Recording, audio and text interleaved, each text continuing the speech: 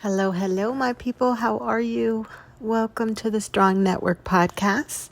And this is your host, Carla Michelle. I'm such an honor and a privilege to be here with you. And I am so glad that you have taken time out of your day just to kind of hear what's going on, huh? Yes. How are you doing with being strong?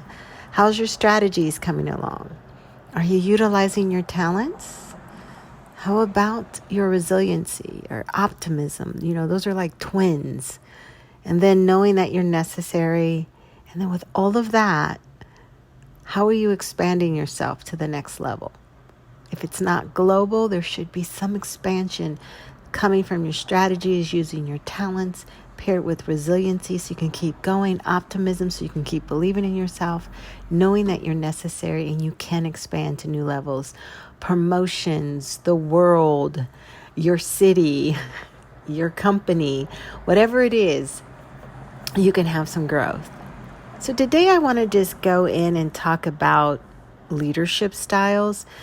I run into this as I coach, and people are very curious about their leadership style or are not aware of their leadership style. They may know the things that they like and how they want to interact. And you don't have to have a team to know your leadership style. So wherever you are in life, your leadership style is still important, because if it's even dealing with your family, your children, your friends, things that you do, you may volunteer and do some things as such, but knowing your leadership style helps you understand when you go in, if stuff irritates you, you're going to know why.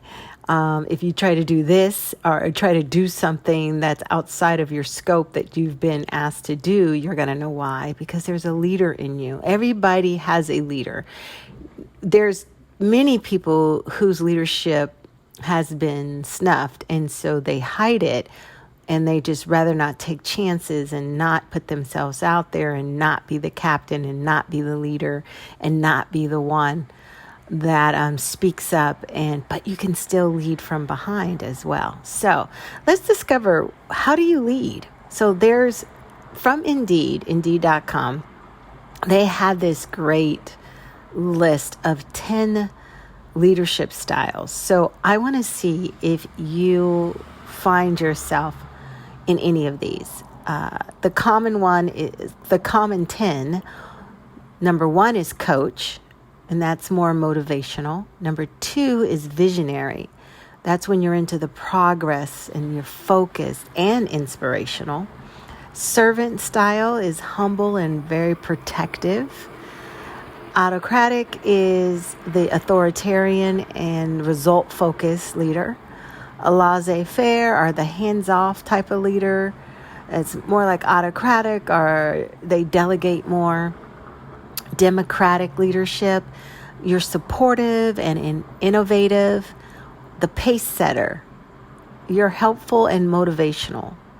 The transformational leader. Now, I've heard, and I've done some research on this one, because I've heard that this is the premium type of leadership style, is the transformational leader. They're challenging and very communicative. So one thing about a transformational leader, they're trying to get you to that next step, that next level, to get you to see you and to see what the goal is, and getting to that, and then communicating along the way, not just giving you a goal, but helping you through it. And then there's the bureaucratic, and they're more like hierarchy and duty focused. So which one are you? Did you see that? Did you find yourself? Let me go over a little bit more detail. So the coaching leader is someone who quickly recognizes their team members' strengths, weaknesses, and motivations to help each one improve on an individual basis. So this type of leader often assists team members in setting SMART goals, and then provides regular feedback with challenging projects to promote growth. So you provide feedback, you're into the situation, the matrix, the actions that need to be taken, and you're really about growth. You could be known for being supportive, offering guidance instead of giving commands. You value learning as a way of growing. You ask guided questions, and you balance relaying knowledge and helping others find it themselves. You're also very self-aware. If you're a coaching leader, the benefits of that is you have a positive nature, and that positive nature promotes the development of new skills, just free thinking, empowerment. You constantly revisiting the objectives, and you really foster a culture that is just very kumbaya. Leaders who can coach are often seen as valuable mentors. But the challenges are, while this has so many advantages of being a coaching leader, it is time consuming because you're trying to coach your team, or you're trying to coach people one-on-one. And that could be difficult because that is where your coaching style may falter, because that coaching style does require more one-on-one time. And then that can interfere with any deadlines or anything else that you need to complete in a speedy way. So are you a coaching leader? The next one is visionary leader. And that's that leader who has the ability, a very powerful ability, to drive progress and usher in periods of change by inspiring people and earning trust when they come up with new ideas. And a visionary leader is also able to establish a strong organizational bond, and they strive to foster confidence among direct reports and colleagues alike. So they are not a respecter of person there. They are very confident with both sides as they manage up and they manage down.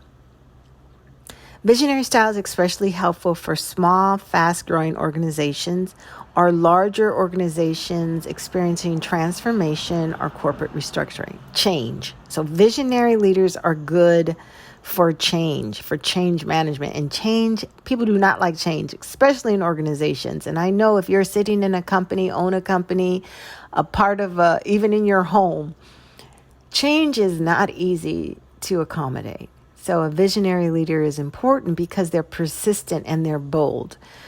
You're strategic, you're risk taker, inspirational, you're optimistic, you're innovative and magnetic. You got that thing that draws people in. And the benefits are that you can help, as a visionary, you can help companies grow. You can unite teams and the overall company and improve outdated technology or practice. You are able to bring people up to date. Companies up to date. Now, just because I say companies, and if you're not in a company, just think that you're able to impact change and for growth. I think that's what I would like you to focus on, that you're, as a visionary leader, you're able to impact change because of the growth and the strength that you have to see beyond what you see today. Next one, servant leader. This servant leader is a people-first mindset and believes that when someone feels personally and professionally fulfilled, they're more effective and more likely to regularly produce better work.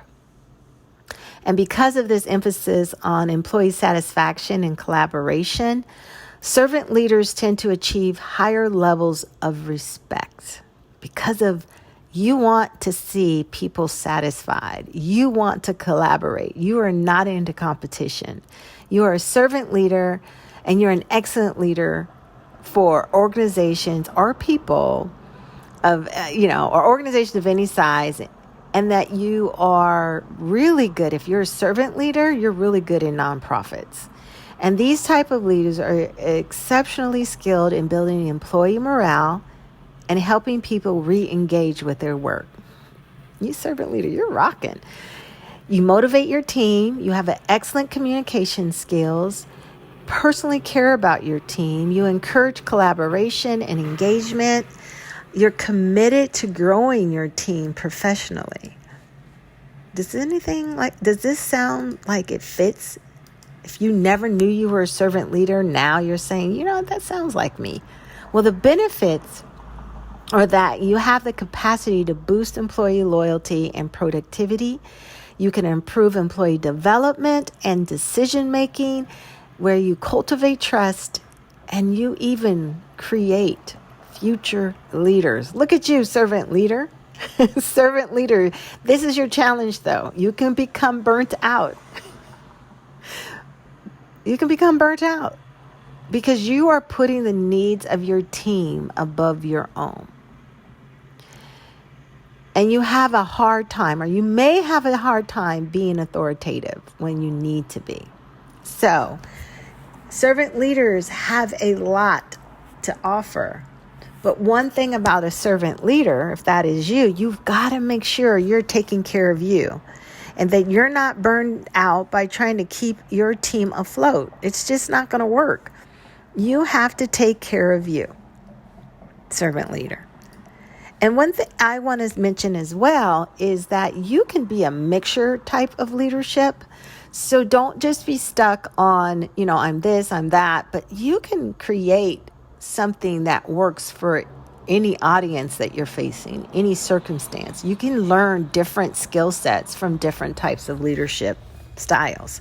So don't get stuck. Once again, this is taken from Indeed.com and their career development area, and that's the 10 common leadership styles. Autocratic. That leader is more the authoritarian style. Speaking of authoritarian, here they are. This leader is someone who is focused primarily on results and efficacy. Efficiency, not efficacy. Efficiency. They often make decisions alone or with a small, trusted group. Is that you? And expect employees to do exactly what they're asked. Oh my. It could be helpful to think of these types of leaders as military commanders. Have you ever had one of those? Are you one of those? Barking out orders, wanting everyone to do exactly what was told to them to do?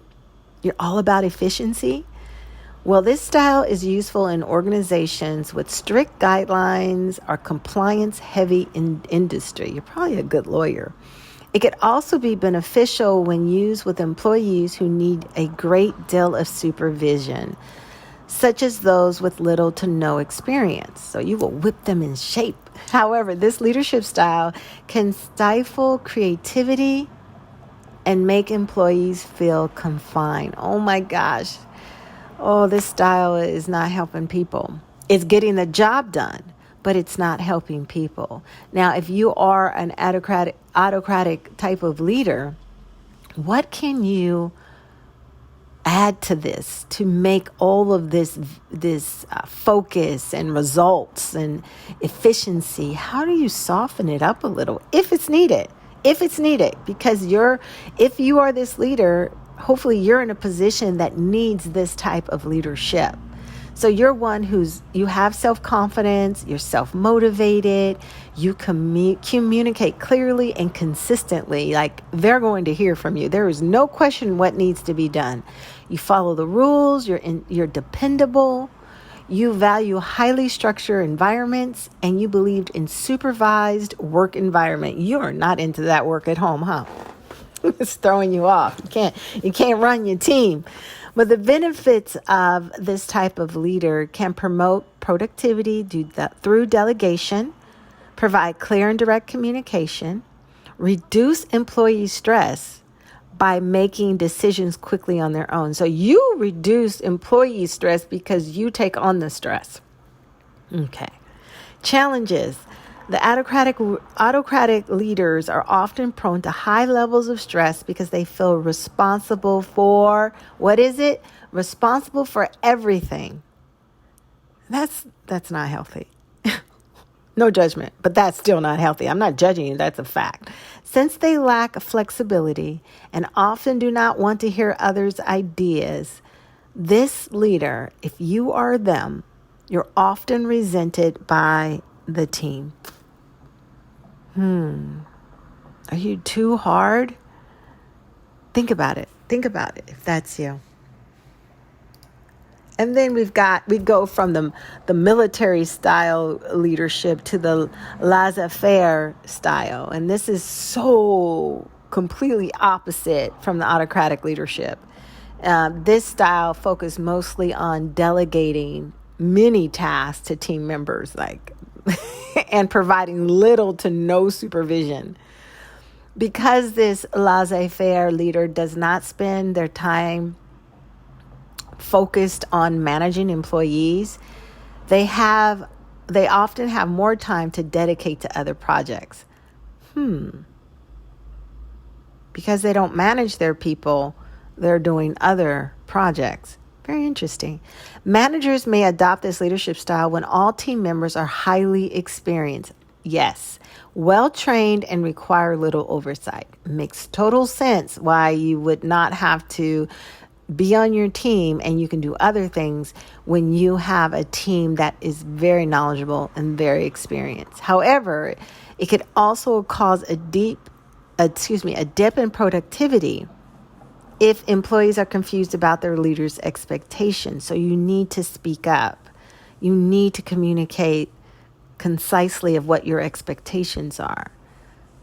Or if some team members need consistent motivation and boundaries to work well. So you're missing the team member that may need that motivation. You're missing the team member that needs the boundaries, that needs to be told what to do, because there's some team members who are waiting for directions. Now, is that right or wrong? I don't know. But if that's how they are, you as a laissez-faire style leadership will miss out on getting those type of employees involved in the process. So you, as a laissez-faire leader, you effectively delegate. You believe in freedom of choice.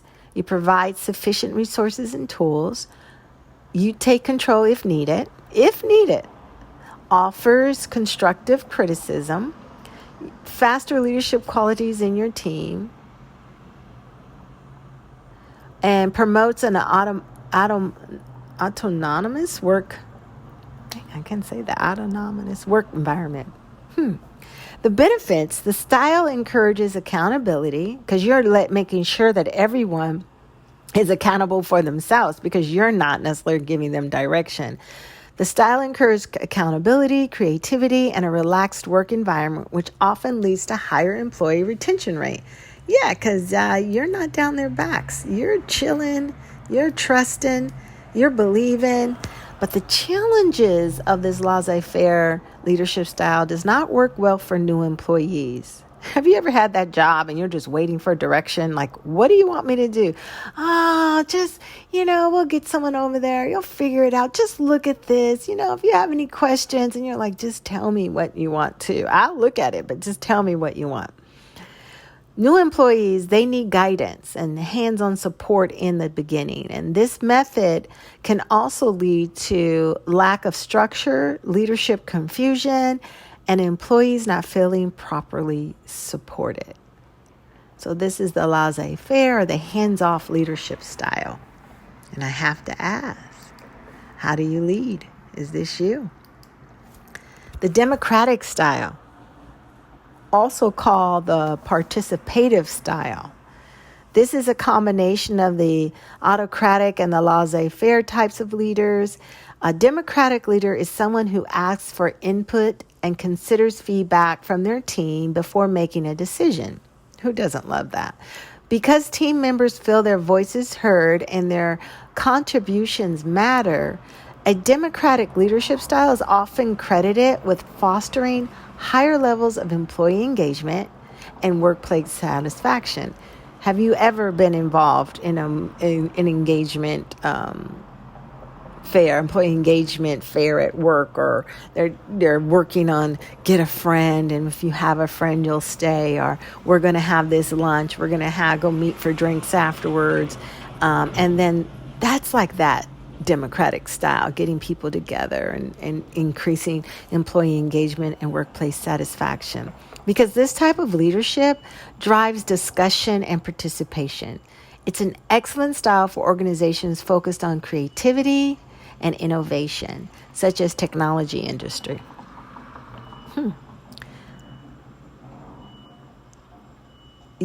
You may be this type of leader if you value group discussions, provide all information to the team when making decisions, promote a work environment where everyone shares their ideas, are rational, flexible, and good at mediation.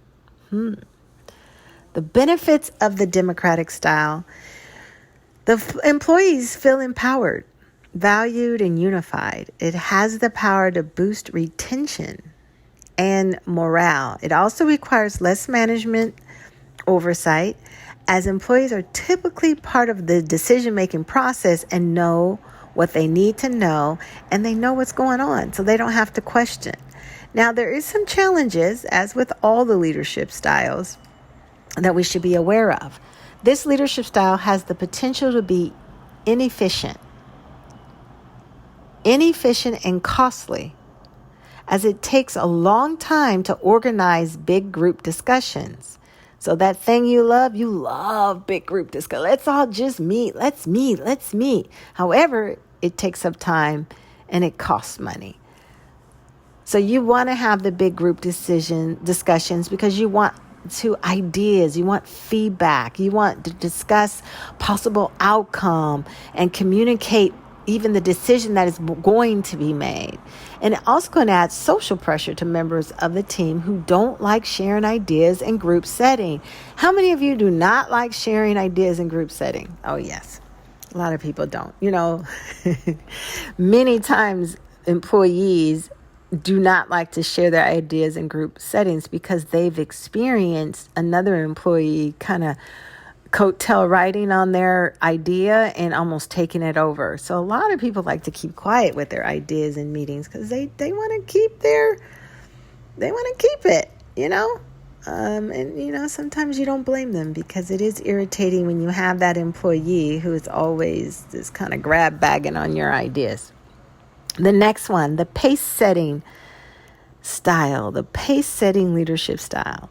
This is one of the most effective for achieving fast results. Pace setter leaders are primarily focused on performance. They set high standards, and they hold their team accountable for achieving their goals.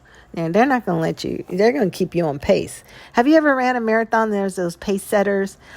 I always appreciate that, because then I'd always tell me how slow I'm running as well. But they have the pace setters for different speeds of your mile. And it was so helpful because, if you saw this person, whatever hat they had on or something, you knew the time that you would finish if you really stayed with this person. So with this pace setting leadership style, it's motivational, it's helpful, it's fast-paced environment where team members need to be energized. That's where you're the best at. You're the best in a team that needs to be energized. And it's not always the best option for team members who are desiring to be mentored or who want the feedback. Pace setting is not turning around and giving you feedback. It's not turning around and helping you. Pace setting leadership is setting the pace and keeping you to move forward. How do you know that you may be a pace setter leader? You set a high bar. You're focused on goals. You're slow to give praise. You're highly competent. You will jump in to hit a goal if needed. If they ask you, if they want to get something done, they know to come to you. And you value performance over soft skills. Forget all that soft skills. Give me the stuff. I will do it. Benefits of a pace-setting leadership style. What do you think they are? How do you think it'd be beneficial to have this? Well, pace-setting leadership pushes employees to hit goals and accomplish business objectives. Pace setters, I'm sure, every company needs a couple because you want to hit those goals. You want to accomplish the objective that the company has. It promotes high energy and dynamic work environment. Challenges of this pace setting style. Pace-setting leadership can also lead to stressed out employees because they always are pushing forward, pushing toward a goal or a deadline. And it's tiring. One deadline, one goal after the other, where the leadership is loving it because they feed off of that. They love it. They're focused. They set a high bar. But if an employee is not used to a pace-setting leadership style, they can be burnt out. You will see them calling out often, or having excuses of why they can't do another project with a pace-setting leadership style in their room. It's very difficult. So challenges: pace-setting leadership can also lead, I said that, stressed out employees, but also they can create miscommunications or lack of clear instructions because they're moving so fast. They're so forward thinking that they're missing the today, the now, the presence that is needed. Are you a pace setter? Let's look at the next one. Transformational style, one of my favorite. This is similar to the coach style. Makes sense. And it focuses on a clear communication, goal setting, and employee motivation. However, instead of placing the majority of the energy to each employee's individual goals, which the coach does, which can slow a coach style leadership down, the transformational leader is driven by a commitment to organizational objectives. So they're not necessarily focused on the person as an individual, they're focused on the big goal. And because transformational leaders spend much of their time on overarching goals, this style of leader is best for teams that can handle many delegated tasks without constant supervision. Okay, so they're transformational. You got to keep up. And if, as an employee, if they're always delegating tasks and without the supervision that you want, you might want to look for working under someone else's umbrella.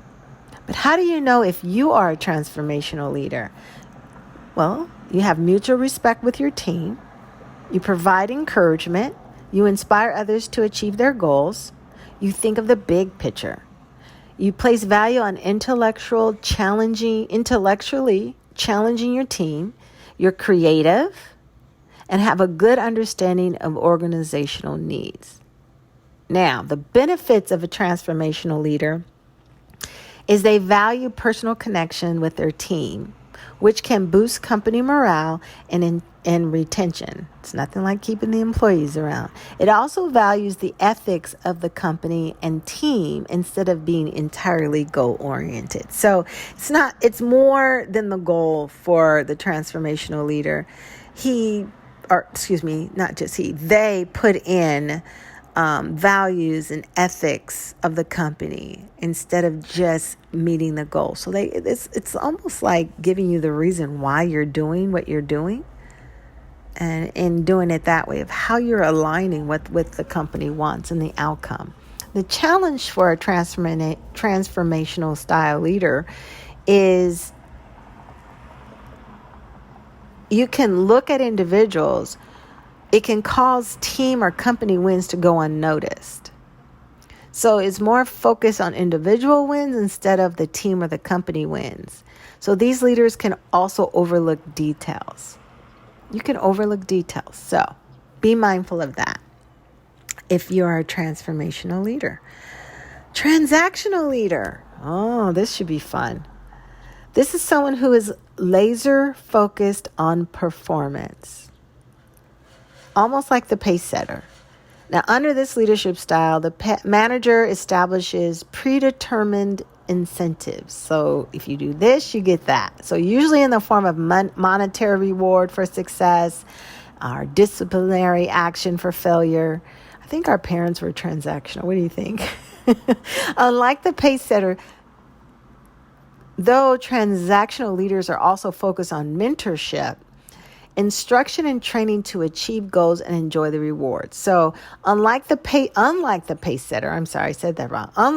setter, transactional leaders are more focused on mentorship, which pace setters aren't, instruction, which pace setters aren't very good at, and training to achieve goals and enjoying the rewards. So while this type of leader is great for organizations or team tasked with hitting specific goals, such as sales and revenue, it is not the best leadership style for driving creativity.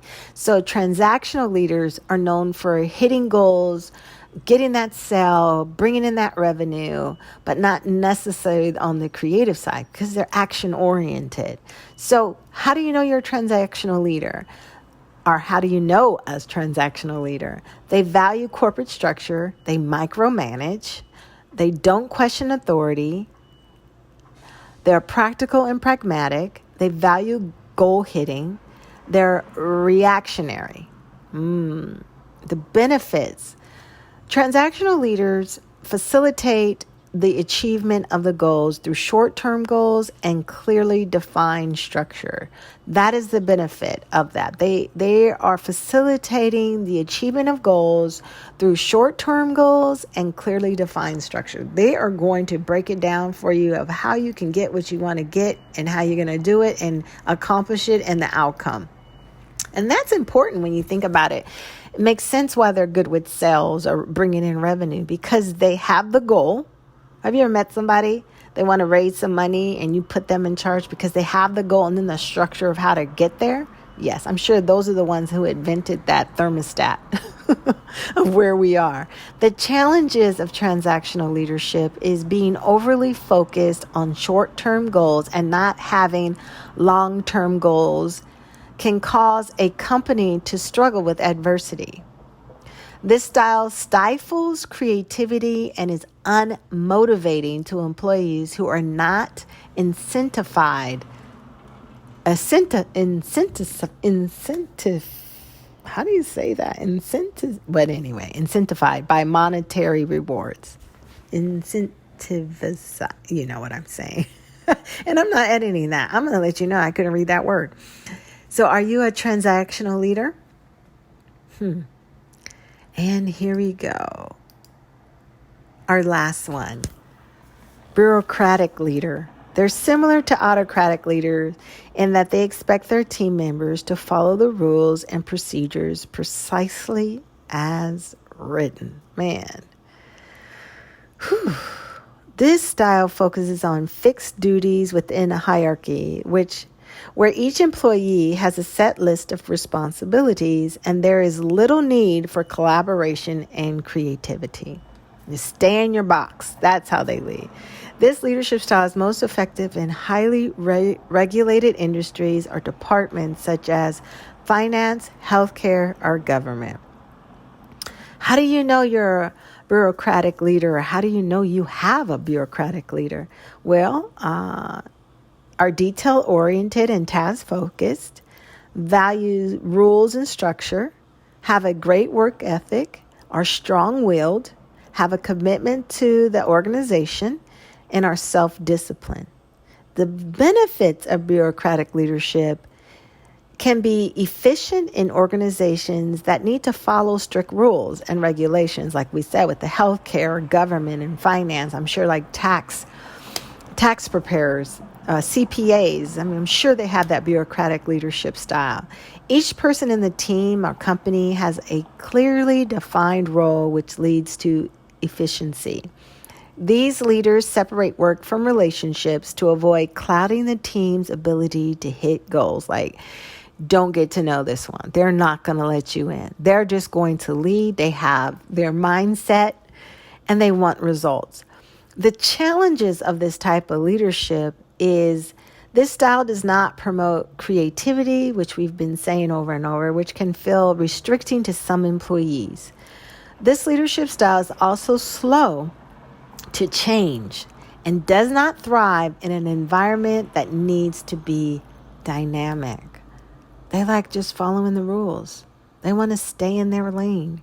They don't want to cross over. They don't want to speed up. They don't want to slow down. They like their pace. Is that your leadership style? So I went over them, all 10. The coach, the visionary, the servant, the autocratic, the laissez-faire, the democratic, the pace setter, the transformational, the transactional, the bureaucratic. Who are you? I just wanted to share that with you. You're probably going to have to listen to this a few times to discover who you are.